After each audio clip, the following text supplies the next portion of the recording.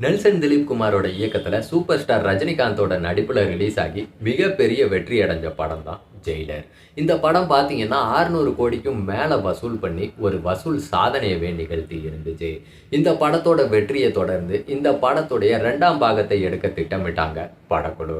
Nelson Dilip Kumar ரஜினிகாந்தோட கூட்டணி மறுபடியும் Jailer 2 படத்துல இணைஞ்சாங்க. இப்ப இந்த படத்தோட படப்பிடிப்பு பாத்தீங்கன்னா விறுவிறுப்பா போயிட்டு இருக்குங்க.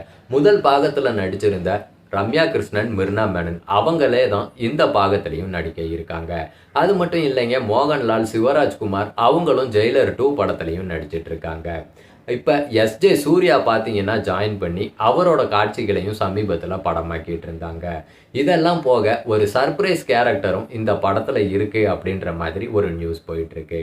ஆமாங்க, பாலிவுட் நடிகை வித்யா பாலன் பாத்தீங்கன்னா ஜெயிலர் 2 படத்துல ஒரு முக்கியமான கேரக்டர்ல நடிக்கிறாங்களாம். ஆனா இந்த செய்தியை பாத்தீங்கன்னா படக்குழுவினர் சர்ப்ரைஸா வச்சிருக்காங்கன்ட்டு சொல்லப்படுது. அது மட்டும் இல்லைங்க, வித்யா பாலன் என்னதான் பாலிவுட்ல ஒரு பெரிய நடிகையா இருந்தாலும் தமிழ்ல நேர்கொண்ட பார்வை திரைப்படத்துல ஒரு சின்ன கதாபாத்திரத்துல தான் நடிச்சிருந்தாங்க. இப்ப ஜெயிலர் 2 படத்துலயும் பாத்தீங்கன்னா ஒரு மிகப்பெரிய கதாபாத்திரம்னு சொன்னாலும் அவங்களுடைய போர்ஷன் கொஞ்ச நேரம் இருக்கிற மாதிரி அப்படின்ட்டு தான் ஒரு நியூஸ் போயிட்டு இருக்கு. பொறுத்திருந்து பார்க்கலாம் வித்யா பாலன் எந்த மாதிரியான கதாபாத்திரத்துல நடிச்சிருக்காங்க அப்படின்றத.